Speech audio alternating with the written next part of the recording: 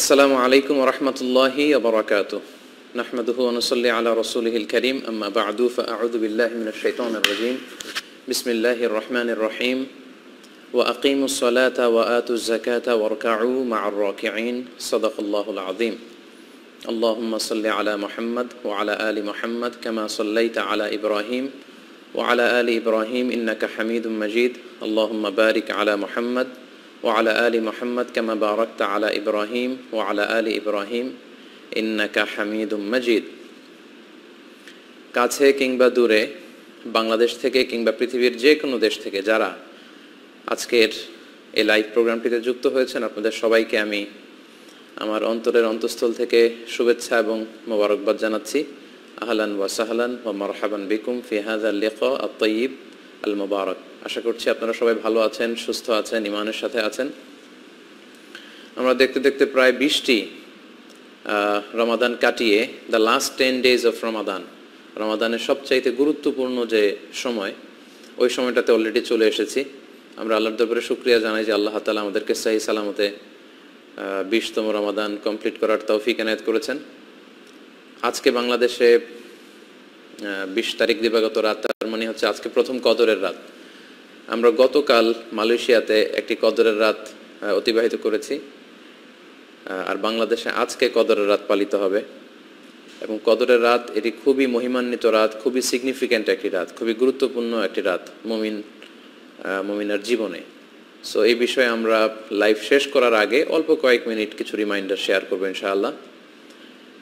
ইতিমধ্যে আমাদের সাথে প্রায় 27,800 দিনী ভাই এবং বোনেরা যুক্ত হয়েছেন। আমি শুরুতেই আপনাদেরকে রিকোয়েস্ট করে রাখি, আপনারা এই লাইভটি শেয়ার করে দিন, যাতে করে এখন যারা অনলাইনে আছে, ফেসবুকে আছে, তারা যেন আজকের লাইভটিতে সরাসরি যুক্ত হতে পারে এবং এই কথাগুলো থেকে, লাইভের আলোচনা থেকে উপকৃত হতে পারে। বারাকাল্লাহু ফিকুম জামিআন। সম্মানিত দিনী ভাই এবং বোনেরা, আমরা রমাদানুল মুবারকের প্রতি বৃহস্পতিবারে বাংলাদেশ সময় শুরুতে 9:30 এবং পরবর্তীতে পরিবর্তিত সময় 9:45 এই পেজ থেকে লাইভে আসি। আমরা কোরআনময় হোক আমাদের রমাদান এ নিয়ে কথা বলেছি, আমরা ফিকহুস সিয়াম নিয়ে কথা বলেছি, এবং তৃতীয় লাইভ থেকে আমরা ধারাবাহিকভাবে জাকাত নিয়ে আলোচনা শুনবো বলে বলেছি। গত লাইভে আমরা জাকাত নিয়ে কথা বলেছিলাম, আমরা শুনেছিলাম সাদাকা বা দানের গুরুত্বের ব্যাপারে কথা শুনেছি, এবং সাদাকায়নের কিছু ইসলামী দৃষ্টিভঙ্গি, আমরা 10টি দৃষ্টিভঙ্গি শেয়ার করেছিলাম। পাশাপাশি জাকাতের গুরুত্ব, দ্য সিগনিফিক্যান্স অফ জাকা, দ্য ডাইনামিজম অফ জাকা নিয়ে আমরা কথা বলেছি। এরপরে জাকাত যেহেতু আমাদের জন্য ফরজ ইবাদত, আমাদের মধ্যে থেকে যারা বিত্তশালী, যারা জাকাত আদায় করছে না, তাদের জন্য কি ভয়াবহ শাস্তির ঘোষণা আছে, সেগুলো নিয়ে আমরা কথা শুনেছি। এবং সবশেষে জাকাতের শাস্তির ব্যাপারে আমরা কথা শুনেছি, এবং সবশেষে কোন কোন খাতে জাকাত বিতরণ করা যাবে, মানে মাসারিফুজ জাকা, এ নিয়ে আমরা কথা শুনেছি। আজকে আমরা 4টে ব্যাপারে কথা শুনবো, মোট 4টি বিষয় নিয়ে কথা শুনবো। প্রথমত আমরা শুনবো জাকাত কাকে দেয়া যাবে না। গত লাইভে আমরা শুনেছি কোন কোন খাতে বা কাদেরকে জাকাত দেয়া যাবে। আজকের লাইভে আমরা আলোচনা করার চেষ্টা করব যে আপনি যে আপনার উপর জাকাত ফরজ হওয়ার পরে আপনি যে জাকাত আদায় করবেন, এই জাকাত আপনি কাকে কাকে দিতে পারবেন না, এটা নিয়ে আমরা প্রথমে কথা শুনবো। তারপরে জাকাত ফরজ হওয়ার কিছু শর্ত আছে, এই শর্তগুলো নিয়ে আজকে আমরা কথা শুনবো। এরপর জাকাত যোগ্য সম্পদ কি কি, সব সম্পদে জাকাত আসে না। যেমন আপনি আপনার ব্যবহারের ল্যাপটপ, আপনি ল্যাপটপ ব্যবহার করছেন, আপনি যে ফ্ল্যাটে থাকছেন বা যে গাড়ি ইউজ করছেন, এগুলোতে জাকাত আসে না। জাকাতের কিছু নির্ধারিত সম্পদ বেঁধে দেয়া আছে, এগুলোকে জাকাতেবল অ্যাসেট বলে, জাকাতযোগ্য সম্পদ। এগুলো কি কি, আর সব শেষে সহজে কিভাবে জাকাতের হিসাব করতে হয়। অনেকে আমাদেরকে জিজ্ঞেস করেন যে জাকাতের হিসাবটা কিভাবে করতে হয়, আমি তো এভাবে করেছি, আসলে হিসাবটা ঠিক আছে কিনা। তো এগুলো নিয়ে অনেকের মধ্যে কনফিউশন কাজ করে। তো আশা করছি যে আজকের আলোচনার মধ্যে দিয়ে আপনাদের এই কনফিউশনগুলো দূর হবে। আমি আবারও বলছি যে আজকে আমরা প্রথমে শুনবো কাদেরকে জাকাত দেওয়া যাবে না, তারপরে শুনবো জাকাত ফরজ হওয়ার শর্ত কী কী, তারপর আমরা শুনবো জাকাতযোগ্য সম্পদ কী কী, এবং সবশেষে আমরা শুনবো কিভাবে খুব সহজেই জাকাত হিসাব আমরা করে ফেলতে পারি। আলহামদুলিল্লাহ, অনেক ভাই বোনেরা যুক্ত হয়েছেন, প্রায় 35,200 জন। আপনাদেরকে যারা দেরি করে যুক্ত হয়েছেন, আবারও আপনাদেরকে মোবারকবাদ। আপনারা লাইভটি শেয়ার করে দিলে এখন যারা অনলাইনে আছে তারা যুক্ত হতে পারবে এবং অনেক কিছু শিখতে পারবে আশা করি এই লাইভটি থেকে ইনশাআল্লাহ বিইذنিল্লাহ। তাহলে সম্মানিত শুধু আসুন আমরা মূল আলোচনাতে চলে যাই। আমরা বলেছিলাম যে আজকে আমরা কথা শুরু করব যাকাত কাকে দেয়া যাবে না এ ব্যাপারে। যাদেরকে যাকাত দেয়া যাবে না তাদের প্রথম যাদেরকে বা যেই খাতে যাকাত দেয়া যাবে না তারা হচ্ছে বানু হাশেম বা হাশিমি খানদানের যারা, অর্থাৎ আল্লাহ রাসূল সাল্লাল্লাহু আলাইহি ওয়াসাল্লামের বংশের যারা আছেন তাদেরকে যাকাত দেয়া যায় না। আল্লাহ রাসূল সাল্লাল্লাহু আলাইহি ওয়াসাল্লামের সাথে যেহেতু ওনাদের নিসবাত আছে, সম্পর্ক আছে, এবং আল্লাহ রাসূল সাল্লাল্লাহু আলাইহি ওয়াসাল্লাম অনেক সম্মানিত, এজন্য তাদেরকে যাকাত দেয়া যায় না। সহিহ মুসলিমে একটি হাদিস এসেছে যেখানে আল্লাহ রাসূল সাল্লাল্লাহু আলাইহি ওয়াসাল্লাম ইরশাদ করেছেন, ইন্না সাদাকাতা লা তামবাগি লি আলি মুহাম্মদ, মুহাম্মদ সাল্লাল্লাহু আলাইহি ওয়াসাল্লামের বংশের কারোর জন্য যাকাত গ্রহণ করা বা যাকাত খাওয়া এটা শোভনীয় নয়, এটা উচিত নয়, তারা যাকাত খেতে পারবে না। কারণ ইন্নামা হিয়া আওসাখুন নাস, এটা হচ্ছে মানুষের সম্পদের মধ্যে যে অপবিত্র জিনিস আছে বা ময়লা আছে, সম্পদের ময়লা বলা যায়, যেহেতু সম্পদকে পিউরিফাই করার জন্য এই যাকাতকে ফরজ করা হয়েছে। সো এই জাতীয় জিনিস আলে মুহাম্মদ সাল্লাল্লাহু আলাইহি ওয়াসাল্লামের পরিবার বা বংশের অন্তর্ভুক্ত যারা হবে তাদের জন্য আল্লাহ তাআলা এটাকে হালাল করেননি, তাহলে ওনাদেরকে যাকাত দেওয়া যাবে না। সহিহ বুখারীর আরেকটি হাদিসে আমরা ওই হাদিসটি থেকে জানতে পারি যে আল্লাহ রাসূল সাল্লাল্লাহু আলাইহি ওয়াসাল্লামের প্রিয় নাতি হুসাইন রাদিয়াল্লাহু তাআলা আনহু, উনি একবার যাকাতের খেজুর থেকে একটি খেজুর নিয়ে খেতে শুরু করেছিলেন। দূর থেকে আল্লাহ রাসূল সাল্লাল্লাহু আলাইহি ওয়াসাল্লাম এটা দেখে তিনি বললেন কিখ কিখ, যেটা আমরা বাংলায় ওয়াক থু ওয়াক এরকম বলি, মানে এরকম হোসেন রাদিয়াল্লাহু তাআলা আনহুকে বোঝাতে চাইলেন যে না না ভাই তুমি এটা কি করছো, কিখ কিখ ইরমি বিহা, তুমি এই যাকাতের খেজুর খেও না, এটা ফেলে দাও। আমা আলিমতা আন্না লা নাকুলু সাদাকা, না ভাই তুমি কি জানো না যে আমরা সাদাকার সম্পদ খেতে পারি না, মানে তুমি আমার নাতি, তুমি হচ্ছে আলে মুহাম্মদ সাল্লাল্লাহু আলাইহি ওয়াসাল্লাম, সো তোমার জন্য এই সাদাকার সম্পদ নয় বা যাকাতের সম্পদ নয়। তো এই হাদিসগুলোর আলোকে আমরা বুঝতে পারি যে বানু হাশেম বা হাশিমি খানদানের যারা হবে আল্লাহ রাসূল সাল্লাল্লাহু আলাইহি ওয়াসাল্লামের সম্মানের কারণে ওনাদেরকে যাকাত দেয়া যাবে না, এটা হচ্ছে সাধারণ কথা। কিন্তু বর্তমান বিশ্বে আল্লাহ রাসূল সাল্লাল্লাহু আলাইহি ওয়াসাল্লামের বংশের সাথে নিসবত আছে এরকম অনেক শাখা বংশ গোটা বিশ্বব্যাপী ছড়িয়ে আছে। এখন পৃথিবীতে যদি এরকম কোনো পরিস্থিতি দেখা দেয় যে ওনাদের মধ্যে থেকে কেউ যদি দরিদ্র হয়, আর্থিক সংকটে ভুগে, তাহলে তাদের ব্যাপারে হুকুম কি? সেক্ষেত্রে স্কলাররা যে মতামত পেশ করেছেন ফুকাহারা, সেটা হচ্ছে আল্লাহ রাসূল সাল্লাল্লাহু আলাইহি ওয়াসাল্লামের সময়ে জেহাদ থেকে যেই গানিমাত বা যে সম্পদ পাওয়া যেত এটা আল্লাহ রাসূল সাল্লাল্লাহু আলাইহি ওয়াসাল্লাম এবং ওনার বংশধরদের জন্য নির্ধারিত ছিল, খুমুস নির্ধারিত ছিল, 5 ভাগের 1 ভাগ। তো সেটা তো এখন নেই, এখন আমাদের সেন্ট্রাল লিডারশিপ নেই, আমাদের নেতৃত্ব দেওয়ার কেউ নেই, তো এখন এই খুমুসের বিধান নেই। তো সেক্ষেত্রে মুসলিম যে গভর্নমেন্ট আছে তারা আল্লাহ রাসূল সাল্লাল্লাহু আলাইহি ওয়াসাল্লামের বংশধর যারা আছে তাদের মধ্যে থেকে কেউ যদি আর্থিক দৈন্যতায় থাকে তাদেরকে সহযোগিতা করার চেষ্টা করবে, তাদেরকে সাপোর্ট করার চেষ্টা করবে, তাদেরকে ভাতা দেওয়ার চেষ্টা করবে। এখন এরকম ব্যবস্থাও যদি না থাকে, খুমুস নাই, ভাতা দেওয়ারও সুযোগ নাই, সেক্ষেত্রে অনেক ফুকাহারা বলেছে এরকম বিশেষ পরিস্থিতি যদি হয় তাহলে তাদেরকেও যাকাতের অর্থ দিয়ে সহযোগিতা করা যেতে পারে। তবে সাধারণত বনু হাশিমের কাউকে যাকাতের সম্পদ থেকে টাকা বা অর্থ দেয়া যায় না, তাহলে এই এক খাতে যাকাত দেয়া যাবে না, বা হাশিমি খানদানের যারা তাদেরকে যাকাত দেয়া গেল না। এরপর অমুসলিম যারা তাদেরকে যাকাত দেয়া যাবে না, কারণ যাকাত এটা মুসলমানদের থেকে উত্তোলন করা হয় এবং মুসলমানদের মধ্যে বিতরণ করা হয়। সহিহ বুখারীতে একটি হাদিস এসেছে যেটি আমরা আগের পর্বে উল্লেখ করেছিলাম যে যাকাতটা হচ্ছে এমন সম্পদ তুখযু মিন আগনিয়াইহিম, এটা মুমিনদের মধ্য থেকে যারা ধনী তাদের থেকে কালেক্ট করা হবে, ওয়া তুরাদ্দু আলা ফুকারাইহিম, এবং বিশ্বাসীদের মধ্য থেকে মুমিনদের মধ্য থেকে যারা গরিব ফকির মিসকিন তাদের মধ্যে দান করা হবে। তো এটা অমুসলিমদের জন্য নয়, এটা হচ্ছে সাধারণ হুকুম। কিন্তু এক্ষেত্রে এক্সেপশনাল হচ্ছে আল মুআল্লাফাতু কুলুবুহুম, যাদের চিত্ত আকর্ষণের জন্য আল্লাহ রাসূল সাল্লাল্লাহু আলাইহি ওয়াসাল্লাম যাকাত দিয়েছিলেন। অনেক কাফির মুশরিককে, বিধর্মীকেও আল্লাহ রাসূল সাল্লাল্লাহু আলাইহি ওয়াসাল্লাম যাকাত দিয়েছিলেন।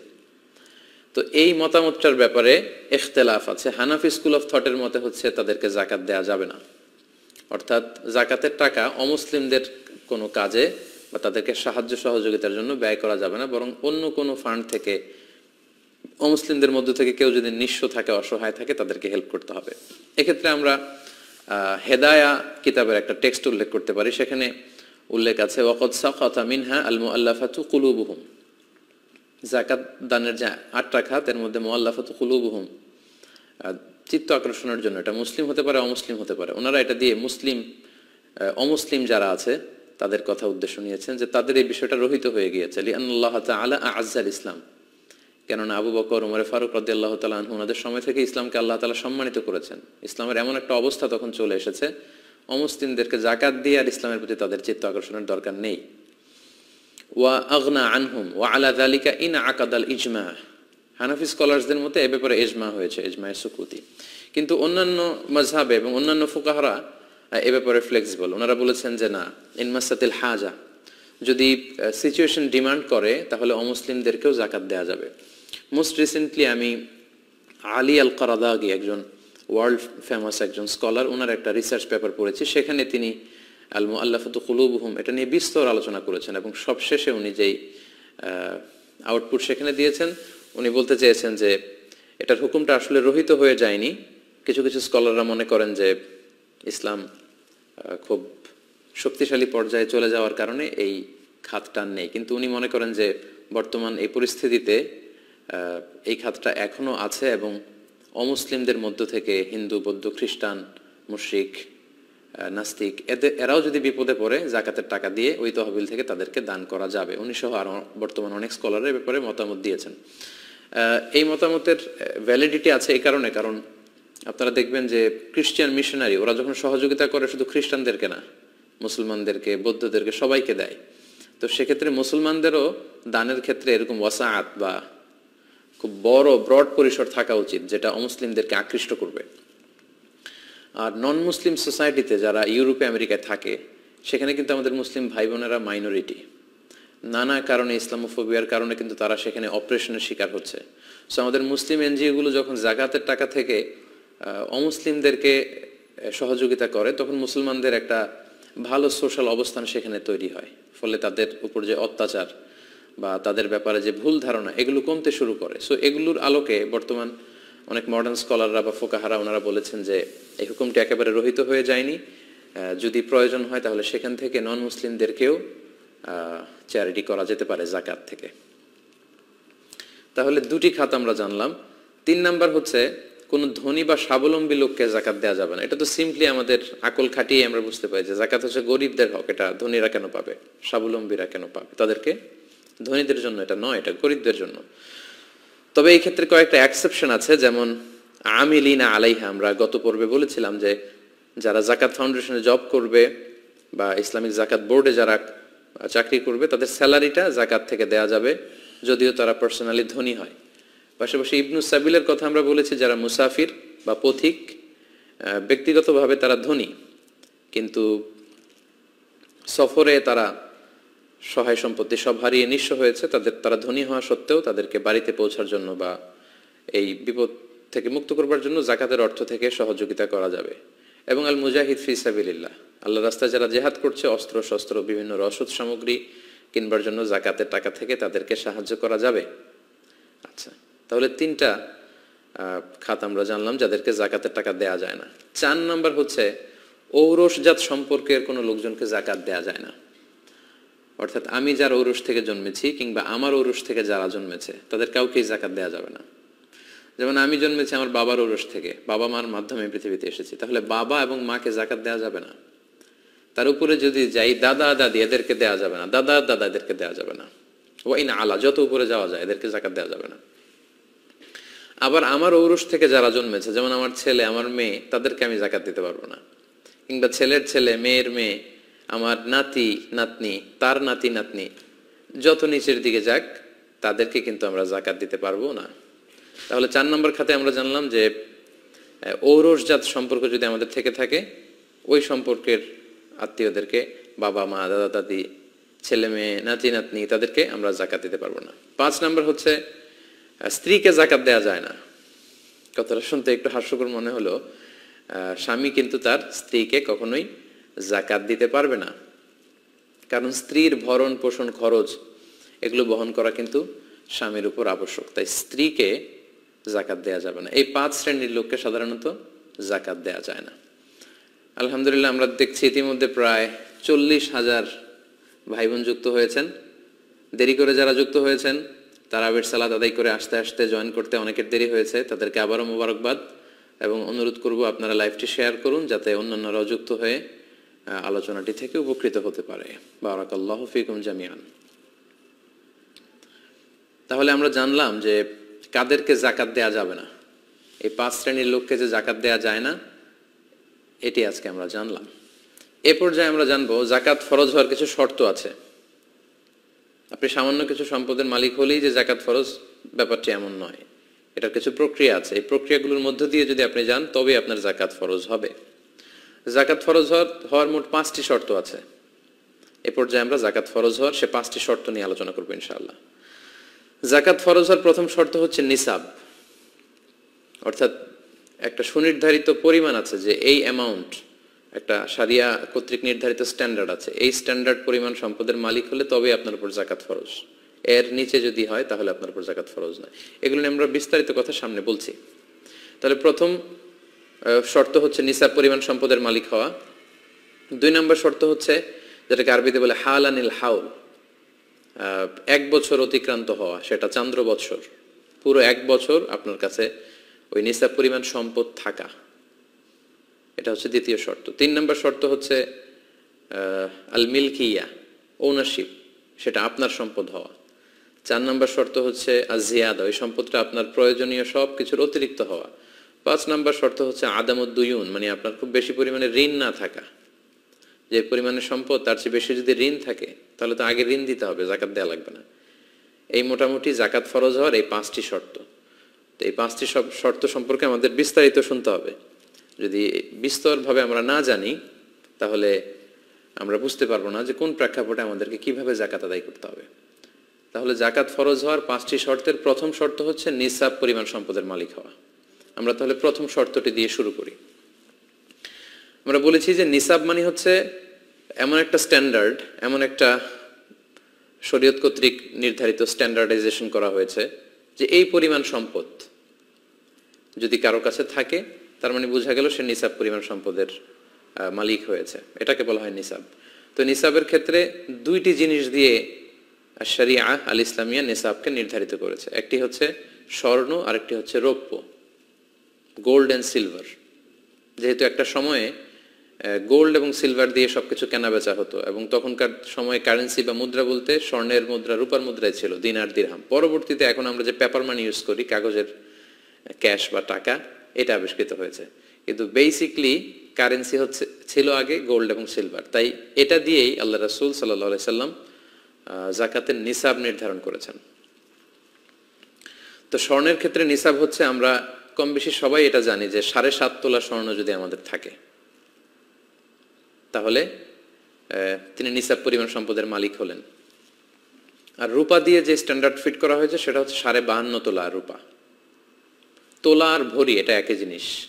তাহলে 7.5 তোলা বা 7.5 ভরি স্বর্ণ আর 52.5 তোলা বা 52.5 ভরি রূপা। ইন্টারন্যাশনালি এটাকে গ্রাম দিয়ে যদি আমরা কনভার্ট করি তাহলে স্বর্ণের ক্ষেত্রে 85 গ্রাম স্বর্ণ আর রৌপ্যের ক্ষেত্রে 595 গ্রাম রূপা। এই যে 2টা স্ট্যান্ডার্ড, গোল্ডের স্ট্যান্ডার্ড 7.5 ভরি বা 85 গ্রাম স্বর্ণ, আর রূপার জন্য স্ট্যান্ডার্ড হচ্ছে 52.5 ভরি বা 52.5 তোলা, যেটাকে গ্রাম দিয়ে বললে 595 গ্রাম। এই যে 2টা স্ট্যান্ডার্ড, এটা যদি কেউ মিট করে তাহলে তার নিসাব পরিমাণ সম্পদ আছে বলে এটাকে কনসিডার করা হবে। কিংবা এর সমপরিমাণ টাকা, 7.5 তোলা স্বর্ণ কিংবা 52.5 তোলা রূপা কিংবা এর সমপরিমাণ ক্যাশ টাকাও যদি আপনার কাছে থাকে তাহলে আপনি এই যে থ্রেশহোল্ড যেটাকে বলে স্ট্যান্ডার্ড অ্যামাউন্ট, এটা আপনি মিট করেছেন বা টাচ করেছেন এবং আপনি নিসাব পরিমাণ সম্পদের মালিক হয়েছেন বলে কনসিডার করা হবে। এখন এখানে সমস্যা যেটা, সেটা হচ্ছে আমরা সবাই জানি যে সিলভারের দাম কম কিন্তু গোল্ডের দাম অনেক বেশি। তা এখন গোল্ড দিয়ে যদি আমরা নিসাব ধরি তাহলে অনেক বেশি টাকা থাকা লাগে, তাহলে যাকাত ফরজ হয়। আর রূপার নিসাব যদি ধরি তাহলে খুব অল্প টাকা থাকলেই যাকাত ফরজ হয়ে যায়। এখন আমরা কি করব?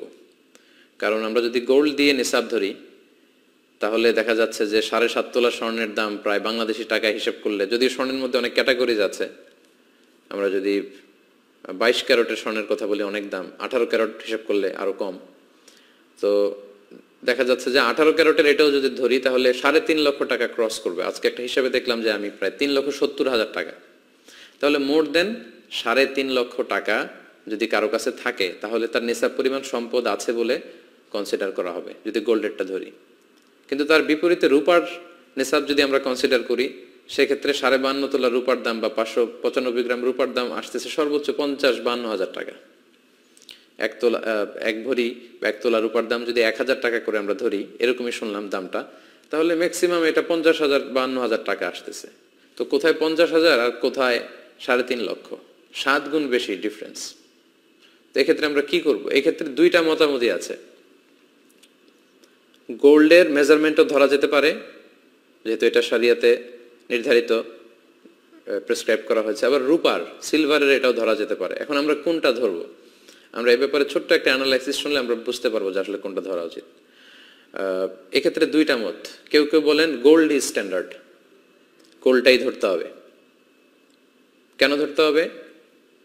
তার কারণ হচ্ছে আল্লাহ রাসূল সাল্লাল্লাহু আলাইহি ওয়াসাল্লামের সময় যখন গোল্ড আর সিলভার দিয়ে, সোনার রূপা দিয়ে যাকাতের নিসাব নির্ধারণ করা হয়েছিল তখন দুইটার মূল্যমান সমান ছিল। অর্থাৎ 7.5 তোলা স্বর্ণের বিনিময়ে 52.5 তোলা রূপা পাওয়া যেত, অনেকটা এরকম কাছাকাছি ছিল। অথবা 52.5 তোলা রূপা বিক্রি করলে 7.5 তোলা স্বর্ণ পাওয়া যেত। তার মানে এটা একটা সোশ্যাল স্ট্যান্ডার্ড তখন এরকম ছিল যে এই পরিমাণ গোল্ড থাক বা সিলভার থাক, স্বর্ণ থাক বা রূপা থাক, এই পরিমাণ হতে হবে এবং এটা থাকলে একজন ব্যক্তির উপর যাকাত ফরজ হবে। কিন্তু পরবর্তীতে দেখা গেল যে লোকজন সিলভার খুব একটা ইউজ করছে না, গোল্ড ইউজ করছে, ফলে সিলভারের দাম কমতে লাগলো, কিন্তু স্বর্ণের দাম কমেনি। তার মানে রাসূল সাল্লাল্লাহু আলাইহি ওয়াসাল্লাম যে স্ট্যান্ডার্ড ঠিক করে দিয়েছিলেন ওইটা এখনো পর্যন্ত বজায় থাকে গোল্ডের মধ্যে, সিলভারে সেটা বজায় থাকে না, যেহেতু সিলভারে ফল করেছে। এজন্য ওনারা বলেন যে গোল্ড ইজ স্ট্যান্ডার্ড। আচ্ছা, 2 নাম্বার তারা যে যুক্তি দাঁড় করায় সেটা হচ্ছে যাকাতের ক্ষেত্রে বলা হয়েছে তুখযু মিন আগনিয়াইহিম, যাকাত ধনীদের থেকে নেওয়া হবে, ওয়া তুরাদ্দু আলা ফুকারাইহিম, আর গরিবদের মধ্যে বন্টন করা হবে।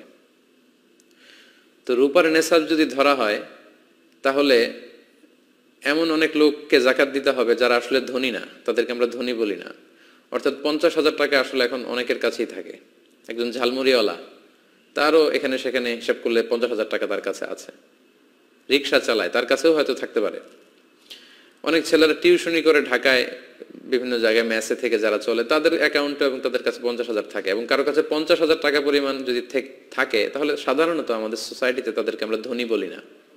এজন্য ওনারা বলেন যে এটা আসলে লজিক্যাল না, বরং গোল্ডের মেজারমেন্টটা এটা লজিক্যাল। তাদের 3 নম্বর কথা হচ্ছে যে গোল্ডের দাম কিন্তু স্টেবল, বাড়ে কমে খুব সামান্য, রূপার মতো এত ফল করে না। তো ওইটা স্টেবল ঠিকই আছে, রূপা কমতে শুরু করেছে। তাদের কথা হচ্ছে রূপা কমতে কমতে যদি আরো কমে যায়, দাম যদি অনেক কমে যায়, তখন এই যে থ্রেশহোল্ড বা এই যে স্ট্যান্ডার্ডটা দাঁড় হবে রূপার ক্ষেত্রে, সেটা অনেকটা হাস্যকর হবে যে এই পরিমাণ টাকা থাকলে যাকাত দিতে হবে, কিন্তু হাদিসে বলা হচ্ছে ধনীদের দিতে হবে। তো এই পরিমাণ টাকা কারো কাছে থাকলে তাদেরকে তো আমরা ধনী বলি না, এটা হচ্ছে ওনাদের যুক্তি। আর রূপাকে নেসাব ধরতে হবে যারা বলে, তাদের যুক্তি হচ্ছে যাকাতটা গরিবের হক। সো এমন নিসাব আমাদের ধরা উচিত যে এটা ধরলে গরিবরা বেশি উপকৃত হবে। আপনি যদি রূপার নিসাব ধরেন, অর্থাৎ 50-52 হাজার টাকা যদি আপনি নিসাবের অর্থ ধরেন, তাহলে অনেক লোককেই যাকাত দিতে হয়, ফলে একটা বিশাল সংখ্যক গরিব লোকেরা এ থেকে উপকৃত হবে, বেশি সংখ্যক লোক যাকাত দান করবে, ফলে উপকৃত হবে। তো রূপার নিসাবটা ধরলে যেটা লাভ হয়, দুই দিক থেকেই লাভ। যিনি যাকাত দিচ্ছেন তারও লাভ, যিনি নিচ্ছেন তারও লাভ। যিনি দিচ্ছেন তার লাভ হচ্ছে তিনি সওয়াব পেয়ে ধন্য হচ্ছেন, কারণ হাদিসে আছে যে এটা পাহাড় সম হয়ে ফিরে আসে, হাত্তা তাকুনা মিসলাল জাবাল। আপনি যে যাকাত দান করবেন এটা বিফলে যাচ্ছে না, এটা পাহাড় সমান বড় করে আল্লাহ তাআলা আপনাকে ফিরিয়ে দিবেন। আবার এই বিশ্বাসটা আমাদের থাকতে হবে। আর যিনি নিচ্ছেন, গ্রহীতা, তিনি উপকৃত হচ্ছেন আর্থিকভাবে। তাহলে রূপার নেসাব যদি এটাকে যদি আমরা স্ট্যান্ডার্ড ধরি, তাহলে দুই দিক থেকে সুবিধা, দাতা এবং গ্রহীতা উভয়ই লাভবান। দাতা লাভবান হচ্ছে আখিরাতে, এবং যেই লাভটা আমাদের খুব বেশি দরকার। আর গ্রহীতা লাভবান হচ্ছে দুনিয়াতে, দারিদ্রতা বিমোচনের ক্ষেত্রে এটা বিশাল একটা ভূমিকা পালন করবে। So with all this aspects and discussion, দুই দিকের সব যুক্তি তথ্য উপাত্ত আমরা পেশ করার পরে আমরা এই সিদ্ধান্তে আসতে পারি যে আমরা রূপার যে নেসাবটা এইটা সাজেস্ট করা উচিত। এটা সাজেস্ট করলে সবারই লাভ, যিনি দিচ্ছেন তারও লাভ, সওয়াব পেয়ে ধন্য হচ্ছেন, আর যিনি নিচ্ছেন যেহেতু এটা গরিবদের হক, গরিবরাও অনেক উপকৃত হচ্ছে। কিন্তু স্বর্ণের নিসাবটা ধরলে কিন্তু অনেকের জন্য জাকাত ফরজ হচ্ছে না। বাট এখানে একটা জিনিস খেয়াল রাখতে হবে, যেহেতু আল্লাহ রাসূল সাল্লাল্লাহু আলাইহি ওয়াসাল্লাম স্বর্ণেরও নিসাব উল্লেখ করেছেন, কেউ যদি স্বর্ণের নিসাবটা ধরে এবং তার কাছে যদি মনে হয় যে না এটা বেশি লজিক্যাল, রূপারটা আমি ধরবো না, তাহলে এটাও ঠিক আছে। স্বর্ণের নিসাব অনুযায়ী যদি কেউ জাকাত আদায় করে, তার জাকাতও আদায় হয়ে যাবে। তার জাকাত যে আদায় হয়নি এমনটা বলা যাবে না। কিন্তু আমরা যেহেতু জাকাতটা গরিবের হক, আনফা আলিল ফোকারা, সেহেতু আমরা রূপারটাকে সাজেস্ট করি, তাহলে যিনি দিচ্ছেন যিনি পাচ্ছেন উভয় উপকৃত হবেন। আশা করি নিসাবের প্রথম যে শর্ত জাকাত ফরজ হওয়ার নিসাব, এ ব্যাপারে আপনারা ব্যাপারটা বুঝতে পেরেছেন এবং ক্লিয়ার হয়েছেন আশা করছি। এবার জাকাত ফরজ হওয়ার দ্বিতীয় শর্তের দিকে আমরা যাই। দ্বিতীয় শর্ত আমরা বলেছিলাম যে হাল আনিল হাউল, অর্থাৎ 1 বছর পূর্ণ হওয়া। এই যে আপনি রূপার নিসাবের মালিক হলেন, লেটসে 50 বা 50,000 টাকাই ধরুন, লেটসে 50,000 বিডি টাকা। এই টাকার মালিক যেদিন আপনি হবেন, আল্লাহ তাআলা এই পরিমাণ টাকা বা গোল্ড বা সিলভার যদি আল্লাহ আপনাকে মালিক বানায়, তখন ওই ডেটটা আপনাকে টুকে রাখতে হবে। কারণ আল্লাহ তাআলা আপনাকে যে নিসাবের যে সীমা, ওই সীমায় পৌঁছিয়েছেন। আপনি আল্লাহ শুকরিয়া করে ওই ডেটটা টুকে রাখবেন। যখন আপনি এই পরিমাণ সম্পদের মালিক হয়েছেন, আপনার ডায়েরিতে টুকে রাখবেন যে এত তারিখে আল্লাহ তাআলা আমাকে নিসাব পরিমাণ সম্পদের মালিক বানিয়েছে। এবং বানানোর পরে আপনি অপেক্ষা করবেন যে 1 বছর পরিমাণ সময়, 1 বছরের এই দীর্ঘ পিরিয়ড অফ টাইমে এই পরিমাণ টাকা আপনার কাছে থাকে কিনা, এটা স্টেবিলিটি কতটুকু, সারিয়ে এটা দেখতে চাই। হুট করে কেউ টাকার মালিক হলেই তাকে জাকাত দিতে হয় না, বরং এটা 1 বছর অতিক্রান্ত হয় কিনা এটা দেখতে হবে। এই 1 বছর পরিমাণ আপনার ফিনান্সিয়াল অবস্থা ভালো থাকাটাকেই হাল আনিল হাউল বলা হচ্ছে। 1 বছর পরিমাণে নিসাব পরিমাণ সম্পদ থাকতে হবে, তাহলে আপনার উপর জাকাত ফরজ হবে, তা না হলে নয়। হুট করে জাকাত ফরজ হয় না। তো এখানে বছরের হিসাব যদি আপনি করেন, সেক্ষেত্রে আপনাকে চান্দ্র বছরের হিসাব করতে হবে, সৌর বছর না। এই যে আমরা জানুয়ারি, ফেব্রুয়ারি, মার্চ হিসাব করছি, এটাকে বলা হয় সোলার ইয়ার, সোলার ক্যালেন্ডার অনুযায়ী। কিন্তু আপনি জাকাতের হিসাব যখন করবেন, আপনাকে লুনার ইয়ার ধরে হিসাব করতে হবে, মানে চান্দ্র বৎসর, যেটা হয় 354 দিনে 1 বছর হয়। আর সোলার ইয়ার বা সৌর বছর হয় 365 দিনে, প্রায় 11 দিনের গ্যাপ। তাহলে 2 নম্বর শর্ত হচ্ছে হাল আনিল হাউল, এই সম্পদটা আপনার কাছে 1 বছর পরিমাণ থাকতে হবে। আশা করি এই ব্যাপারটাও বুঝেছেন। 3 নম্বর শর্ত হচ্ছে আল মিলকিয়া। আপনি নিসাব পরিমাণ সম্পদের মালিক হলেন, এটা 1 বছর আপনার কাছে আছে। কথা হচ্ছে এই সম্পদটা আপনার পরিপূর্ণ মালিকানায় আছে কিনা, যেটাকে ওনারশিপ বলে। যে সম্পদটা আপনার আছে, এই সম্পদের উপর আপনার কমপ্লিট ওনারশিপ এস্টাবলিশ হতে হবে। মানে এটা একেবারে আপনার নিজের হস্তগত, আপনার কাছে আছে বা আপনার আওতায় আছে, আপনি চাইলেই সেখান থেকে খরচ করতে পারেন, এরকম হতে হবে টাকাটা। এখানে যদি এমন হয় যে আপনার কাছে আমানতের টাকা আছে, কেউ আপনার কাছে 5 লক্ষ টাকা আমানত রেখেছিল, ওই আরেকজনের আমানতের টাকা থেকে কিন্তু আপনি আবার জাকাত দিয়ে দিতে পারবেন না, কারণ এই টাকাটা আপনার না। যিনি আপনার কাছে আমানত রেখেছিল, এটা তার টাকা। সো অন্যের আমানতের টাকা আপনি জাকাত দিতে পারবেন না। তাহলে 3 নম্বর শর্ত আমরা বুঝতে পারলাম যে ওনারশিপ থাকতে হবে, এটার মালিক আপনার হতে হবে। 4 নম্বর শর্ত হচ্ছে, আরবিতে এটাকে বলে আজিয়াদা, মানে অতিরিক্ত হওয়া। আপনার প্রয়োজনাতিরিক্ত হতে হবে এই সম্পদটা, আপনার কাজে লাগছে না, অলস পড়ে আছে, অতিরিক্ত টাকা, উদ্বৃত্ত টাকা। দেখেন ইসলামী শরিয়া কত সুন্দর ভারসাম্যপূর্ণ বিধান আমাদের জন্য ফিক্স করেছে। ইসলাম বলছে যে তোমার সকল খরচ, আপনার পার্সোনাল এক্সপেন্সেস যা আছে, আপনার ফ্যামিলি এক্সপেন্সেস, আপনার ট্রান্সপোর্টেশনের জন্য যে খরচ লাগে, আপনার অ্যাকোমোডেশন বা লিভিং কস্ট, যেই ফ্ল্যাটে আপনি থাকছেন ওই ফ্ল্যাটের ভাড়া আপনি ঠিকমতো দিতে পারছেন, আপনার বাচ্চাদের স্কুলিং, আপনাদের মেডিকেল এক্সপেন্সেস, যেটা চিকিৎসার জন্য যত খরচ, এসব যাওয়ার পরে, ইভেন আপনার হালাল এন্টারটেনমেন্টের পরে আপনি প্রতি বছর কোথাও ট্যুর করেন বা বেড়াতে যান, এগুলোর খরচও ঠিকঠাক মতো চলছে। অর্থাৎ আপনার খাওয়া দাওয়া, চলা ফেরা, বাচ্চাদের পড়াশোনা, একটা সম্মানজনক লাইফ লিড করার পরে যদি প্রতি মাসেই আপনার কাছে এরকম 50-52 হাজার টাকা অতিরিক্ত থেকে যায় এবং এটা পুরো বছর ব্যাপী আপনার কাছে থেকে যায়, ঠিক তখন আপনার উপর জাকাত ফরজ হয়, এর আগে না। অর্থাৎ আপনার নিত্য প্রয়োজনীয় সবকিছু খুব স্মুথলি, আপনার life leading system is very smooth, খুব স্মুথলি আপনি সব কিছু করছেন, আপনার কোনো সমস্যা হচ্ছে না, সব চাহিদা আপনি ফুলফিল করতে পারছেন। তারপরেও কিছু টাকা, নিসাব পরিমাণ টাকা যদি আপনার কাছে থেকে যায়, ঠিক তখনই শরিয়া আপনার উপর জাকাতকে ওয়াজিব করে, তার আগে নয়। তাহলে 4 নাম্বার শর্ত আমরা জানলাম যে এটা আপনার অতিরিক্ত, কাজে লাগছে না, অলস টাকা, উদ্বৃত্ত টাকা পড়ে আছে, ওইটার উপর যাকাত ফরজ। আপনার প্রয়োজনীয় টাকা থেকে যাকাত দিতে বলা হয়নি। তাহলে 4টা শর্ত আমরা জানলাম। এবার যাকাত ফরজ হওয়ার সর্বশেষ শর্ত হচ্ছে আদামুদ্দুয়ুন, ঋণ না থাকা। আপনার কাছে টাকা আছে ঠিকই, কিন্তু ঋণও আছে বিশাল পরিমাণ। যে পরিমাণে টাকা আছে তার চেয়ে যদি বেশি ঋণ থাকে তাহলে আপনি যাকাত দিবেন না, আগে ঋণ দিবেন। তো এই পরিমাণ ঋণ থাকলে আপনার উপর যাকাত কিন্তু ফরজ হয় না। ঋণের ক্ষেত্রে কয়েকটি বিষয় খুব ভালো করে আমাদেরকে বুঝে নিতে হবে। ঋণের কিছু ধরন আছে, কিছু ক্লাসিফিকেশন আছে। এক ধরনের ঋণ হচ্ছে যেটা আমাকে একবারে পরিশোধ করে দিতে হবে। আপনি যেদিন যাকাত হিসেব করবেন ওই দিন এই ঋণটা আপনি আপনার মূল অ্যাসেট থেকে বাদ দিতে পারবেন। যেমন ধরুন আপনি জরুরি একটা কাজে আপনার বন্ধুর কাছ থেকে 1 লক্ষ টাকা নিয়েছিলেন এবং বলেছিলেন যে 2-3 মাস পরে আপনি তাকে ফেরত দেবেন। তো আজকে আপনার যাকাতের হিসাব করার ডেট, তো 2-1 মাসের মধ্যেই আপনাকে ওই 1 লক্ষ টাকা আপনার বন্ধুকে ফেরত দিয়ে দিতে হবে। তখন আপনি আপনার মূল অ্যাসেট থেকে এই ঋণের টাকাটা বাদ দিতে পারবেন, যেটা আপনাকে একবারে পরিশোধ করতে হয়। আচ্ছা, এটা বোঝা গেল। এবার আসি, কিছু ঋণ আছে একবারে পরিশোধ করতে হয় না, কিস্তিতে পরিশোধ করতে হয়, যেটাকে ইনস্টলমেন্টে যেই ডেটটা আমরা দিয়ে থাকি। এরকম অনেক সময় হয় যে আমি কিস্তিতে গাড়ি কিনলাম, 10 বছরের কিস্তি, প্রতি বছর আমাকে এত এত টাকা দিয়ে দিতে হবে। সেক্ষেত্রে আপনার পুরো ঋণের টাকা কিন্তু আপনি বাদ দিতে পারবেন না। কারণ বাংলাদেশে এরকম অনেক সিআইপি আছে, অনেক বড় বড় ব্যবসায়ী আছে যারা হাজার হাজার কোটি টাকা ব্যাংক থেকে ঋণ নিয়ে থাকে।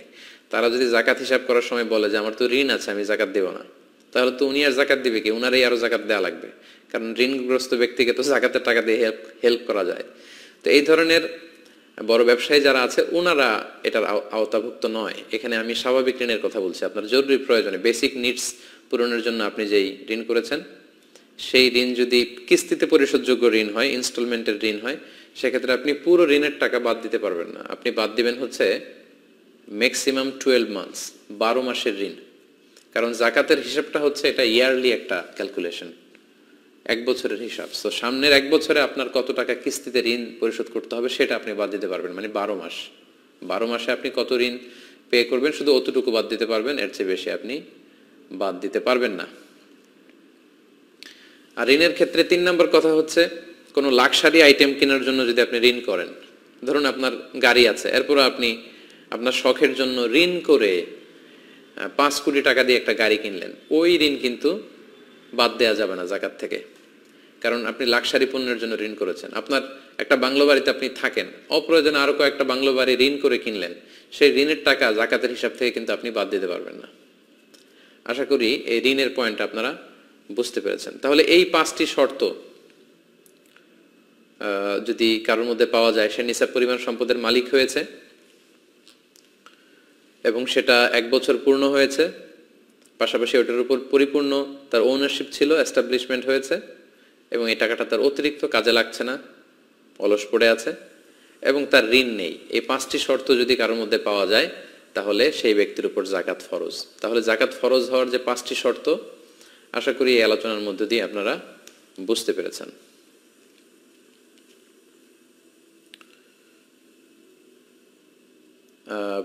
এর মাঝখানে একটি কথা বলে রাখি, সেটি হচ্ছে কখন এমন হতে পারে যে আপনি কারো কাছ থেকে টাকা পান, মানে আপনি ঋণ দিয়েছিলেন, তো সেটার যাকাত আপনি কিভাবে দিবেন? সেটার নিয়ম হচ্ছে, যদি সেই টাকাটা পাওয়ার আশা থাকে, যে না আমার পাওয়ার সম্ভাবনা আছে, তাহলে ওইটার যাকাত আপনাকে দিতে হবে। যখন আপনি যাকাত হিসাব করবেন সেটাও হিসাব করে দিয়ে দিবেন। অথবা যখন আপনি হাতে পাবেন তখনও দিতে পারেন। সেক্ষেত্রে পিছনের যত বছর, 1 বছর, 2 বছর, 3 বছর যদি পরে পান, ওই 3 বছরের যাকাত হিসাব করে আপনাকে দিয়ে দিতে হবে। কিন্তু যদি এমন হয় কাউকে আপনি ঋণ দিয়েছেন টাকা, কর্জে হাসানা, কিন্তু বেচারা আর সে টাকা দিতে পারবে না এবং আপনিও নিরাশ, আশা ছেড়ে দিয়েছেন যে এই টাকা হয়তো আর পাওয়া যাবে না, সেক্ষেত্রে যাকাত ক্যালকুলেশন করার সময় সেই টাকাটার হিসেবে আনা লাগবে না। তাহলে সম্মানিত দর্শক ও শ্রোতাবৃন্দ, আমরা ইতিমধ্যে জানতে পেরেছি যে কাদেরকে আমরা যাকাত দিতে পারবো না, এবং আমরা জানতে পেরেছি যে যাকাত ফরজ হওয়ার শর্ত কি কি। এ পর্যায়ে আমরা জানবার চেষ্টা করব যে যাকাত যোগ্য সম্পদ কি কি, কোন কোন সম্পদে যাকাত দিতে হয়। সব সম্পদে যাকাত দেয়া লাগে না, আমরা বলেছি। আপনার ব্যবহৃত যে বাড়িতে আপনি থাকেন, যে ফ্ল্যাটে আপনি থাকেন, এটার যাকাত নাই। যে গাড়ি আপনি ইউজ করেন, এগুলোর যাকাত নাই। যে মোবাইল, যে ল্যাপটপ আপনি ইউজ করেন, যেগুলো আপনার ব্যবহার করা লাগছে, ব্যবহৃত কোনো জিনিসের জাকাত দিতে হয় না এক্সেপ্ট জুয়েলারি এবং অর্নামেন্টস। অনেক বোনেরা প্রশ্ন করে থাকেন যে হুজুর আমার ব্যবহৃত যে স্বর্ণালঙ্কার, জুয়েলারি বা অর্নামেন্টস এগুলোর কি জাকাত দিতে হবে? এক্ষেত্রে দুইটা মতামত। কোন স্কলাররা বলেন যে ব্যবহৃত কোনো জিনিসের জাকাত দিতে হয় না, ফলে স্বর্ণালঙ্কারেরও জাকাত দিতে হবে না, এবং মেজরিটি স্কলাররা এটাই বলেছেন।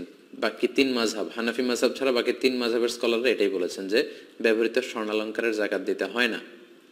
কিন্তু আল ইমাম আল আযম আবু হানিফা আলাইহি রাহমা, একমাত্র ওনার মত হচ্ছে যে ব্যবহৃত স্বর্ণালঙ্কারের জাকাত দিতে হবে। তো এই মাসআলার ক্ষেত্রে ইমাম আবু হানিফার মতটাই হচ্ছে রাজিহ কওল, এটার উপরই ফতোয়া, এবং এটাই খুব ভ্যালিড। কারণ স্বর্ণ এবং রৌপ্য এটা অন্যান্য ব্যবহৃত জিনিসের মতো নয়, এটা substitute of money, paper money, cash টাকার মতোই। এটাকে ভাঙালেই স্বর্ণরৌপ্য দোকানে নিয়ে গেলে টাকা পাওয়া যায়, এটার মূল্য কমে না খুব একটা। সো আমার প্রিয় বোনেরা, যারা আপনারা অনেক সময় জিজ্ঞেস করেন যে ব্যবহৃত স্বর্ণালঙ্কারের জাকাত দিতে হবে কিনা, জি দিতে হবে। যদিও বাকি 3 মাযহাবের মতামত হচ্ছে যে দেয়া লাগবে না, শুধু ইমাম আল আযম আবু হানিফা রাহিমাহুল্লাহ উনি বলেছেন দিতে হবে, উনার মতটাই গ্রহণযোগ্য এবং এটাই সবচেয়ে ভ্যালিড। কারণ এ ব্যাপারে এমন কিছু হাদিস পাওয়া যায় যে হাদিসগুলোর আলোকে আমরা বুঝতে পারি যে যদিও ব্যবহৃত স্বর্ণালঙ্কার, তারপরেও এটার জাকাত দিতে হবে। কারণ শরিয়ত তো একটা স্ট্যান্ডার্ড বেঁধে দিয়েছে। বোনদেরকে বলছি, যে বোনরা যারা শুনছেন, আপনার যদি 5 ভরি গহনা থাকে বা 5 ভরি স্বর্ণের গহনা থাকে, আপনার তো জাকাত দেওয়া লাগবে না। 6 ভরিও যদি থাকে দেওয়া লাগবে না। 7.5 ভরি মানে 85 গ্রাম, এটা একটা স্ট্যান্ডার্ড, তার মানে হিউজ পরিমাণ আপনার আছে, তখন আপনি জাকাত দিবেন। এই ক্ষেত্রে আমরা সুনানে আবু দাউদের কিছু হাদিস উল্লেখ করতে পারি। আম্মা জান আয়েশা রাদিয়াল্লাহু তাআলা আনহার হাতে বা আঙ্গুলে আংটির মতো কিছু রূপার তৈরি গহনা ছিল। আল্লাহ রাসূল সাল্লাল্লাহু আলাইহি ওয়াসাল্লাম দেখে বললেন, আয়েশা তুমি কি এটার জাকাত দিয়েছো? আম্মা জান আয়েশা বললেন, না দেইনি, এটা আপনার কাছে আমার সৌন্দর্য বাড়ানোর জন্য আমি এটা ব্যবহার করছি, এটার জাকাত দেইনি। আল্লাহ রাসূল সাল্লাল্লাহু আলাইহি ওয়াসাল্লাম বললেন, হাসবুকি ফিন্নার, তোমাকে জাহান্নামে নিতে এই অলংকারটাই যথেষ্ট, এই রূপার অলংকারটাই। তো তখন কিন্তু আয়েশা রাদিয়াল্লাহু তাআলা আনহা হাতে পড়েছিলেন ওই আংটিটা। তাহলে এই হাদিস থেকে বোঝা যায় যে ব্যবহৃত স্বর্ণালঙ্কারের জাকাত দিতে হবে। আরেকটি হাদিস যেটিও সুনান আবু দাউদে এসেছে, এক সাহাবী নারী আল্লাহ রাসূল সাল্লাল্লাহু আলাইহি ওয়াসাল্লামের কাছে আসলেন তার মেয়েকে নিয়ে। মেয়ের হাতে 2টা স্বর্ণের চুড়ি ছিল, 2টা ব্রেসলেট মেড অফ গোল্ড। আল্লাহ রাসূল সাল্লাল্লাহু আলাইহি ওয়াসাল্লাম বললেন, জাকাত দিয়েছো? সে বলল, না জাকাত দেয়নি। আল্লাহ রাসূল সাল্লাল্লাহু আলাইহি ওয়াসাল্লাম বললেন, তাহলে তুমি কি পছন্দ করো যে এই স্বর্ণের চুড়ির বিপরীতে জাহান্নামের 2টা আগুনের চুড়ি তোমার হাতে পরিয়ে দেওয়া হবে? তাৎক্ষণিক মহিলাটি ভয় পেলেন এবং বললেন, খুলে আল্লাহ রাসূলকে দিয়ে দিলেন, বললেন, আল্লাহ এবং আল্লাহর রাস্তায় এটা আমি দিয়ে দিলাম। তো তার মেয়েও কিন্তু তখন পরিহিত ছিল। তার মানে ব্যবহৃত স্বর্ণ এবং অলংকারের যে জুয়েলারি অর্নামেন্টসের কথা আমরা বলি, এটা যদি গোল্ডের হয় এবং সিলভারের হয় তাহলে আপনার জাকাত দিতে হবে আমার প্রিয় বোনেরা। যদি সেটা নিসাবকে ক্রস করে এবং জাকাতের যে শর্তগুলো আপনাকে আমরা শোনালাম, আপনাকে জাকাত দিতে হবে, আপনি এটার জাকাত দিয়ে দেন। অনেক বোনদের এমন হয় যে শুধু গোল্ডই আছে, গোল্ডের অলংকার, টাকা নেই, তখন আপনি কিভাবে দিবেন? আপনি আপনার হাজবেন্ডের কাছ থেকে টাকা নিয়ে আদায় করে দিতে পারেন, অথবা আপনার সামান্য কিছু অলংকার আপনি বিক্রি করে দিতে পারেন। আপনার একটা নোজ পিন বিক্রি করে দিলে হয়তো কমে গেল, 7.5 ভরির নিচে যদি থাকে তাহলে আর জাকাত দেওয়া লাগলো না। আশা করি এই মাসালাটি আপনাদের কাছে ক্লিয়ার হয়েছে। এবার খুব গুরুত্বপূর্ণ একটা পয়েন্ট নিয়ে আমরা কথা বলবো, সেটা হচ্ছে জাকাত যোগ্য সম্পদ কি কি। সব সম্পদে জাকাত আসে না, আপনার ব্যবহৃত জিনিসপত্রের উপর জাকাত আসে না। কি কি বিষয়ের উপর জাকাত আসে, অর্থাৎ যেদিন আপনি জাকাতের হিসাব করতে বসবেন ওই দিন কোন কোন জিনিসকে আপনি জাকাতের আওতাভুক্ত করবেন, যেটাকে বলে জাকাতেবল অ্যাসেট, সেগুলো কি কি আমরা সেগুলো একটু শুনি। তার মধ্যে 1 নম্বর হচ্ছে সোনা রূপা। আপনি যেদিন জাকাতের হিসাব করতে বসবেন যে আজকে আমার জাকাত পে করার ডেট, তখন আপনার আশেপাশে, আপনার আওতায়, আপনার আন্ডারে যত সম্পদের মালিক আপনি আছেন সবগুলো হিসাব করতে হবে।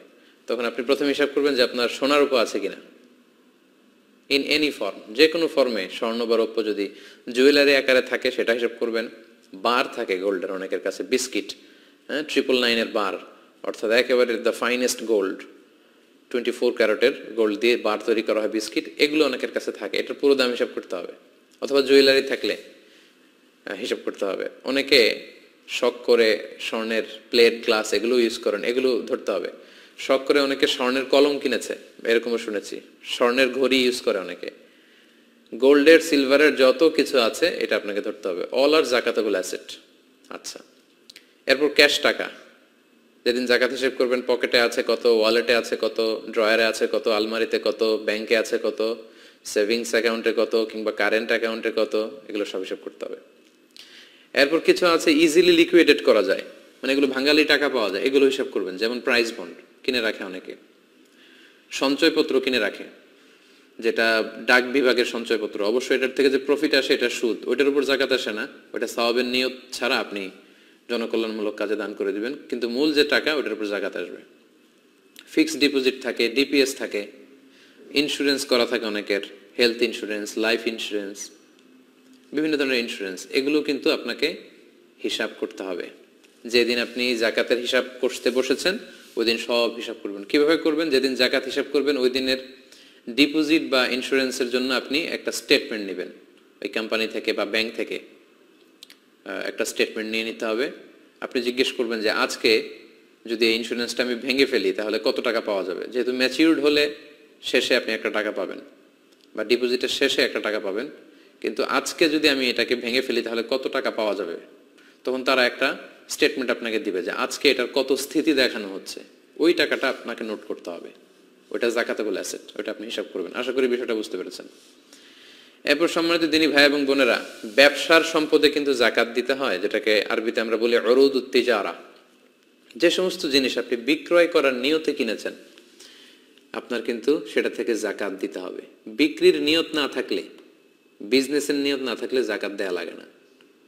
যেমন আপনি স্থাবর সম্পদ বাড়ানোর জন্য ফ্ল্যাট কিনেছেন, কেনার সময় আপনি এমন নিয়ত করেননি যে আপনি ভাড়া দিবেন, অথবা এমন নিয়ত করেননি যে আপনি এটা বিক্রি করবেন বেশি দাম পেলে, শুধু কিনে রেখেছেন আপনার রিয়েল এস্টেট বা স্থাবর কিছু সম্পদ বাড়ানোর জন্য, সেটার কোনো জাকাত নেই। অথবা জমি কিনে রেখেছেন, মশালাটা খুব ভালো করে বুঝতে হবে, জমি কিনে রেখেছেন কিংবা ফ্ল্যাট কিনে রেখেছেন স্থাবর সম্পত্তি বাড়ানোর জন্য, এটা দিয়ে বিজনেসও করতে চান না, এটা ভাড়াতেও খাটাতে চান না, সম্পদ এমনি পড়ে থাকবে, এটার উপর জাকাত আসে না। যদি ভাড়া খাটাতে চান ভাড়ার উপর জাকাত আসবে, যদি বিক্রি করতে চান তাহলে পুরো সম্পদের উপর জাকাত আসবে। তো তাহলে আপনি যদি বিজনেসম্যান হয়ে থাকেন আপনার ব্যবসার সম্পদে কিন্তু জাকাত আসবে। সেক্ষেত্রে আপনার ব্যবসা প্রতিষ্ঠানে যেগুলো বিক্রি করার জন্য আপনি নিয়ে বসেছেন সেগুলোর হিসাবটা ওই দিন করতে হবে যেদিন আপনি জাকাতের হিসাব করবেন। কিন্তু আপনার ব্যবসা প্রতিষ্ঠানে আপনার কোম্পানিতে যে ফিক্সড অ্যাসেট আছে এগুলো কিন্তু হিসাব করা লাগবে না। যেমন আপনার একটা ফ্যাক্টরি আছে, ওই ফ্যাক্টরিতে যে ফিক্সড অ্যাসেট আছে, লেটস সে ফ্যাক্টরির যে জায়গা, যে জায়গার উপর ফ্যাক্টরি গড়ে তুলেছেন ওইটার হিসাব করা লাগবে না, এটা জাকাতেবল অ্যাসেট না। তারপর আপনার ফ্যাক্টরিতে যে মেশিনারিজ আছে, টেবিল চেয়ার আছে, কম্পিউটার আছে, ফ্যান আছে, এগুলো হিসাব করা লাগবে না। আপনার ফ্যাক্টরি থেকে প্রোডাক্ট বা মালামাল আনা নেওয়া করার জন্য আপনার ভ্যান গাড়ি আছে, লরি আছে, ট্রাক আছে, পিক আপ আছে, এগুলো হিসাবে আসবে না। বরং আপনার ফ্যাক্টরিতে যেটা আপনি উৎপাদন করে বিক্রি করেন ওই পণ্য কি পরিমাণ আছে অথবা ওইটার র ম্যাটেরিয়াল কি পরিমাণ আছে এগুলো হিসাব করতে হবে। এইভাবে ব্যবসায়ীদের হিসাবটা করে ফেলতে হয়। এবার আসেন শেয়ার বাজারে। আমাদের যে শেয়ারগুলো থাকে এগুলো কিন্তু জাকাতেবল অ্যাসেট, এগুলোর উপর জাকাত আসে। অর্থাৎ আপনি যেদিন জাকাতের হিসাব করবেন ওই দিন আপনার শেয়ারের হিসাব করবেন। শেয়ার দুই ধরনের হয়, একটা হচ্ছে প্রাইমারি মার্কেটে একটা নেট ভ্যালু ফিক্স করে দেওয়া হয়, পরে এটা সেকেন্ডারি মার্কেটের দাম বাড়তে থাকে, ভালো দাম পেলে অনেকে বিক্রি করে। তো যেদিন আপনি জাকাতের হিসাব করবেন ওই দিন আপনার শেয়ারের সেকেন্ডারি মার্কেটে বিক্রয়ের জন্য যদি হয় তাহলে ওই দিন যে মূল্য বাজারে দেখাচ্ছে, মানে এখনই এই শেয়ারগুলো বিক্রি করে দিলে আপনি যত টাকা পাবেন এটা আপনাকে হিসাব করতে হবে। এটা কিন্তু জাকাতেবল অ্যাসেট, জাকাতযোগ্য সম্পদ, এটাকে আপনাকে হিসাব করতে হবে। আর কিছু কিছু শেয়ার আছে বিভিন্ন কোম্পানিতে বিনিয়োগ করেছেন, বিভিন্ন কোম্পানির শেয়ার আপনি কিনেছেন লং টার্ম ইনভেস্টমেন্টের জন্য, সেক্ষেত্রে আপনার যেটা হিসাব করতে হবে যে ওইখানে আপনার অ্যাকাউন্টসে বা ফিনান্স সেক্টরে জানতে হবে যে পুরো কোম্পানিতে জাকাতেবল অ্যাসেট কতটুকু আছে, কত পার্সেন্ট। বড় কোম্পানিগুলোতে জাকাতেবল অ্যাসেট কত পার্সেন্ট আছে এই হিসাবটা বের করে আপনার শেয়ারে কতটুকু জাকাতেবল অ্যাসেট পড়ে সেটা আপনাকে নোট করে নিতে হবে। এগুলোর ক্ষেত্রে যে শেয়ার বিক্রির ক্ষেত্রে, পণ্য বিক্রির ক্ষেত্রে বিক্রয় মূল্য বাজারে নিয়ে বিক্রয় করলে আপনি যত টাকা পাবেন ওইটা ধরা হবে। যেমন আমার বোনদেরকে আমি বলি, আপনারা যখন আপনাদের নাকফুল, কানফুল কিংবা গলার যে নেকলেস আছে, হাতের চুড়ি, এই যে আপনাদের অলংকারগুলো, এগুলো আপনি যত দিয়ে কিনেছিলেন সেটা কিন্তু আপনি হিসাব করবেন না যাকাত শেয়ার করার দিন। আই রিপিট, আমি আমার প্রিয় বোনদেরকে বলছি, আপনার যে নাকের গহনা, কানের গহনা, গলার গহনা, হ্যাঁ, আপনার যে অর্নামেন্টস বা জুয়েলারিগুলো আছে, লেটসে আপনি 7 লক্ষ টাকার গহনা কিনেছিলেন গত বছর, তার মানে আপনি নিসাব পরিমাণ সম্পদের মালিক। এই বছর যখন আপনি যাকাত দিবেন তখন কিন্তু এটার মূল্যমান আপনি 7 লক্ষ ধরবেন না। এই 7 লক্ষ টাকার গহনা অর্নামেন্টসগুলো বাজারে নিয়ে বিক্রি করলে যত দাম পাবেন, মানে বিক্রয় মূল্য, সব সময় বিক্রয় মূল্যটা ধরতে হবে, ওই টাকার উপর যাকাত আসবে। যেমন আপনি যদি 7 লক্ষ টাকার জুয়েলারি কিনে থাকেন, এখানে মেকিং চার্জ বাদ দিতে হবে, কারণ এগুলো যখন কারিগররা অলংকার বা গহনা বানিয়েছে একটা মেকিং চার্জ আছে, ওইটা বাদ দিবেন। এখানে খাদ আছে, এগুলোর দাম বাদ দিতে হবে। তো সাধারণত আপনি গহনা নিয়ে যদি বাজারে বিক্রি করতে যান, তারা মূল দামের 20% কেটে রেখে দেবে, 20% বাদ দিয়ে বাকি দামটা আপনাকে দিবে। ওই দামটার 2.5% আপনি যাকাত দিবেন। প্রিয় বোনেরা, এই বিষয়টা আপনাদেরকে খেয়াল রাখতে হবে। তাহলে এই পয়েন্টে আমরা জানতে পারলাম যাকাত যোগ্য সম্পদ কি কি। যে সম্পদগুলোর কথা আমি উল্লেখ করেছি সাধারণত এগুলো হচ্ছে যাকাতেবল অ্যাসেট, এবং যাকাত হিসেব করার সময় এগুলোর উপর আপনাকে যাকাত দিতে হবে। এবং যেদিন আপনি যাকাত হিসেব করবেন সেদিন এগুলোর উপর আপনাকে যাকাত আদায় করে দিতে হবে। তাহলে আমরা জানলাম যে কোন কোন সম্পদের উপর যাকাত দিতে হয়। এতটুকু পর্যন্ত যে আলোচনা করেছি, এতে করে আপনাদের কাছে ক্লিয়ার হওয়ার কথা যে কিভাবে আপনারা যাকাত হিসাব করবেন। খুব সহজ সোজাসাপটা নিয়ম হচ্ছে, আপনি যাকাতের হিসাবটা এইভাবে করবেন। একটু আগে আমি আপনাদেরকে যাকাতেবল অ্যাসেটের যে লিস্ট পড়ে শুনিয়েছি, মানে যে সমস্ত সম্পদে যাকাত আসে এগুলোর যে লিস্ট আপনাকে পড়ে শোনালাম, এগুলোর মূল্যমান কত, এসবগুলো আপনাকে ক্যালকুলেট করে ফেলতে হবে, হিসাব করতে হবে, তাহলে একটা বড় অ্যামাউন্ট দাঁড়াবে। লেটস সে আজকে আপনি যাকাতের হিসাব করছেন, আপনি এগুলো সব যোগ দিয়ে ফেললেন। যোগ দেওয়ার পরে আপনি দেখবেন যে আপনার ঋণ আছে কিনা। যদি ঋণ থাকে যেটা একবারে পরিশোধ করতে হবে, এই ঋণটা আপনি এখান থেকে বাদ দিবেন। আর যদি ইনস্টলমেন্টের ঋণ থাকে, অর্থাৎ কিস্তিতে পরিশোধযোগ্য, তাহলে আমরা বলেছি ম্যাক্সিমাম 12 মান্থস আপনি বাদ দিতে পারবেন, যেহেতু জাকাতের ক্যালকুলেশনটা বছর টু বছর, 12 মাসের কিস্তি বাদ দিতে পারবেন। এই দুইটা বাদ দেওয়ার পরে এরপরে যে ব্যালেন্স দাঁড়াবে, now this balance or this amount is the final জাকাতেবল অ্যাসেট। ওই জাকাতেবল অ্যাসেট থেকে আপনি 2.5% হারে জাকাত দিবেন। আই রিপিট, আমি আবারও বলছি, 2.5% হারে আপনি জাকাত দিবেন। এবং অবশ্যই সেটা 1 চন্দ্র বছর অনুযায়ী হিসাব করতে হবে। যদি আপনি সোলার ইয়ার অনুযায়ী হিসাব করেন, অর্থাৎ একজন রজব মাসে নিসাব পরিমাণ সম্পদের মালিক হয়েছিলেন, তার মানে এরপরের বছর রজব মাসে আপনি যাকাত দিবেন। কিন্তু আপনি রজব, মুহররম এই মাসগুলো হয়তো মুখস্থ রাখেননি বা ভালোভাবে জানেন না, আপনি সোলার ক্যালেন্ডার ফলো করেন, জানুয়ারি ফেব্রুয়ারিতে অভ্যস্ত, তাহলে সেটাও আপনি করতে পারেন যে আপনি জানুয়ারির 5 তারিখে যদি নিসাব পরিমাণ সম্পদের মালিক হন, এটা যদি 1 বছর থাকে, তাহলে পরের বছর জানুয়ারিতে যদি আপনি যাকাত দিতে চান, সেক্ষেত্রে কিন্তু আবার আপনার যাকাত 2.5% আদায় করলে হবে না। সেক্ষেত্রে আপনাকে 2.5% দিলে হচ্ছে না, আপনাকে দিতে হবে 2.58%। তখন যাকাতের পার্সেন্টেজ বেড়ে যাবে। এর কারণ হচ্ছে চান্দ্র বৎসর এটা 11 দিন কম, 354 দিনে 1 চান্দ্র বৎসর হয়ে যায়, কিন্তু সৌর বৎসর হয় 365 দিনে। জানুয়ারি ফেব্রুয়ারির ক্যালেন্ডারে 365 দিন 1 বছর হয়। তো এই যে 11 দিন বেড়ে গেল, তখন আপনার যাকাতের পার্সেন্টেজ আর 2.5% থাকবে না। এটা ক্যালকুলেট করলে দাঁড়ায় 2.58%। সেই জাকাতটা আপনাকে পে করতে হবে। তাহলে আশা করছি যে কিভাবে যাকাতের হিসাবটা আপনি করবেন এটাও আপনারা ইতিমধ্যে বুঝতে পেরেছেন। আমি যদি আপনাদেরকে একজনের যাকাত হিসেব করে এখন দেখাই, একজন ব্যক্তির সম্ভাব্য যে এইভাবে হিসেবটা হবে, তাহলে আশা করি ক্যালকুলেশনটা আরো সহজ হয়ে উঠবে আপনাদের কাছে। ধরুন একজন ব্যক্তি, তার নাম হচ্ছে আব্দুল্লাহ বা আব্দুর রহমান, জনাব আব্দুল্লাহ, লেটস সে জনাব আব্দুল্লাহ। উনি গত বছর রমাদানের 20 তারিখে নিসাব পরিমাণ সম্পদের মালিক হয়েছিল। মাসালান, উদাহরণস্বরূপ আমি আপনাদেরকে বোঝানোর জন্য বলছি, ফর এন এক্সাম্পল, উনি গত বছর রমাদানের 20 তারিখে নিসাব পরিমাণ সম্পদের মালিক হয়েছিল, এবং পুরো 1 বছর ওনার সম্পদ আছে, আরো সম্পদ বেড়েছে, ব্যবসায় অনেক উন্নতি হয়েছে। তার মানে তার এই সম্পদের মালিকানাটা স্টেবল, কমেনি, সে সচ্ছল ধনী ব্যক্তি। পাশাপাশি তার পূর্ণ ওনারশিপে আছে এবং তার সব খরচ শেষে অনেক টাকা তার হাতে পড়ে আছে, তার মানে তিনি যাকাত আদায় করবেন। তো গত বছর রমাদানের 20 তারিখে যদি উনি নিসাব পরিমাণ সম্পদের মালিক হন, তাহলে 2020 সালের 19 সালে যদি মালিক হন, তাহলে 2020 সালের রমাদানের 20 তারিখে ওনার 1 বছর পূর্ণ হবে। মানে আজকে আজকে উনি জাকাতের হিসাব করতে বসলেন। তাহলে আজকে আমাদের আলোচনার দিকে যদি আমরা খেয়াল করি, সেটার আলোকে উনি কিভাবে জাকাতের হিসাব করবেন। ধরুন জনাব আব্দুল্লাহ উনি আজকে জাকাতের হিসাব করতে বসলেন কাগজ কলম নিয়ে। উনি দেখলেন যে ওনার কাছে কিছু স্বর্ণের অলংকার আছে, গোল্ড আছে, ধরুন গোল্ড। সো এই গোল্ডের হিসাব তিনি করলেন এবং বাজারে তিনি যোগাযোগ করলেন যে এই গোল্ডগুলো বিক্রি করলে কত টাকা পাওয়া যাবে। উনি জানতে পারলেন যে 1 লক্ষ টাকা পাওয়া যাবে। তাহলে উনি ধরুন যে কাগজে লিখলেন যে 1 লক্ষ টাকা হচ্ছে আমার গোল্ড আছে। এরপর উনি হিসাব করলেন যে ক্যাশ আছে কত ওনার। উনি খেয়াল করে দেখলেন যে ওনার ড্রয়ারে আছে 5,000 টাকা এবং ওনার একটা অ্যাকাউন্টে আছে আরো 25,000 টাকা। তাহলে 5 আর 25 মিলে হলো কত? 30,000 টাকা। তাহলে 1 লক্ষ টাকা গোল্ড বিক্রি করে পেলেন বা গোল্ডের দাম হিসেবে জানলেন। ক্যাশ টাকা আছে ব্যাংকে এবং সাথে মিলে 30,000, হলো 1,30,000 টাকা। এরপর ধরুন জনাব আব্দুল্লাহর একটা ইন্স্যুরেন্স আছে, যে ইন্স্যুরেন্সটা এখন যদি ভেঙে ফেলে তাহলে উনি এটার স্থিতি যত আছে উনি জানতে পারলেন স্টেটমেন্ট অনুযায়ী যে 2 লক্ষ টাকা উনি এখন পাবেন।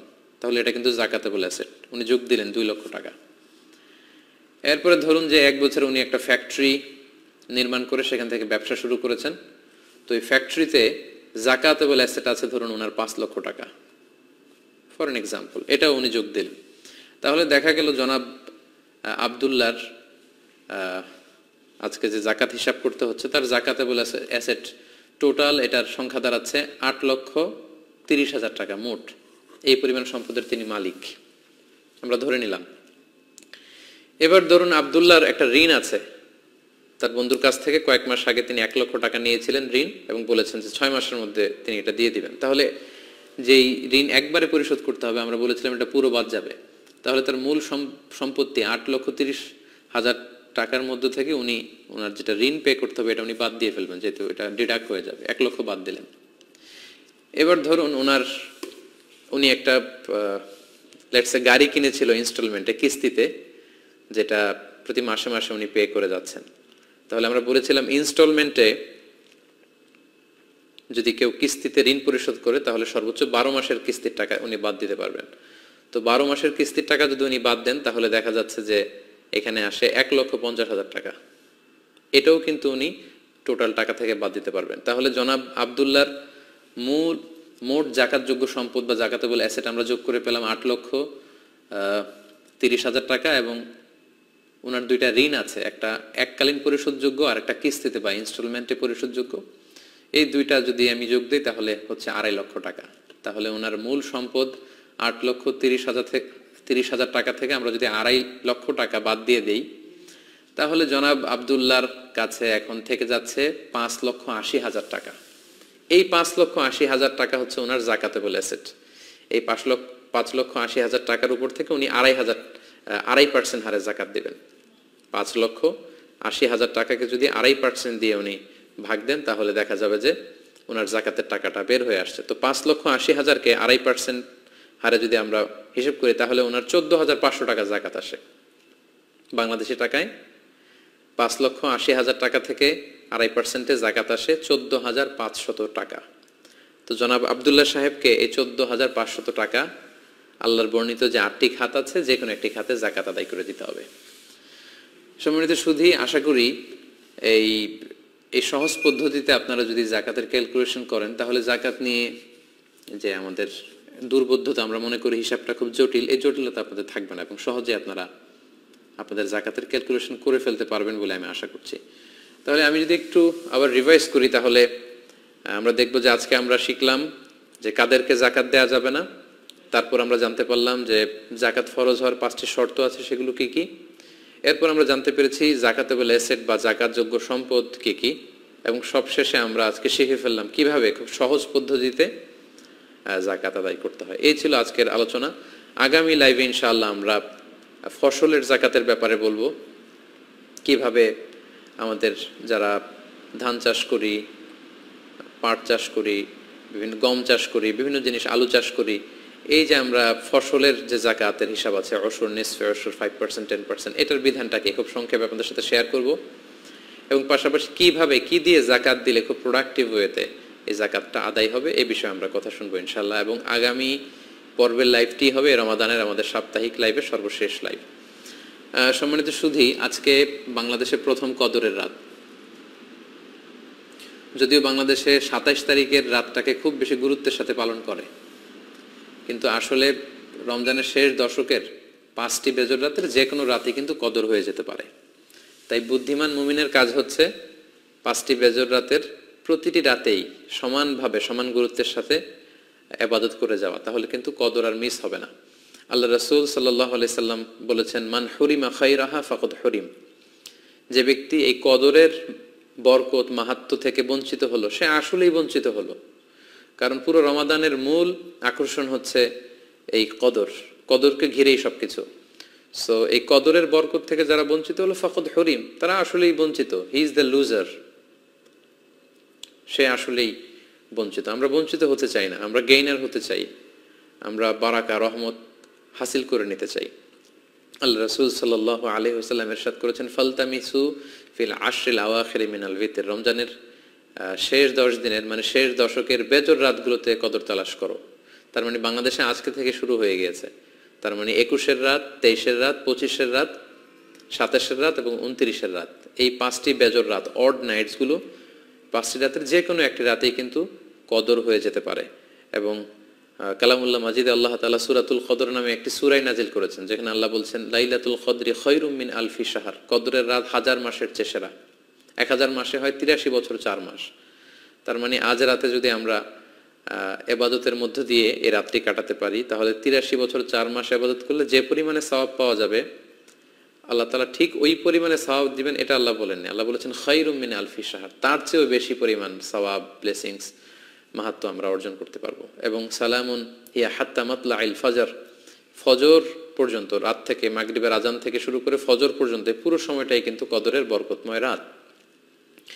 এবং যখন কদরের রাত আসতো, আল্লাহ রাসূল সাল্লাল্লাহু আলাইহি ওয়াসাল্লাম ইবাদতে খুব বেশি নিমগ্ন হয়ে পড়তেন।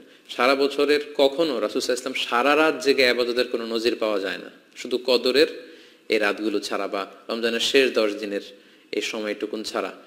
হাদিস শরীফে এসেছে, ইযা জা আল আশরা আহিয়াল লাইলা ওয়া আইকাযা আহলা ওয়া জাদ্দা ওয়া শাদ্দাল মিসার।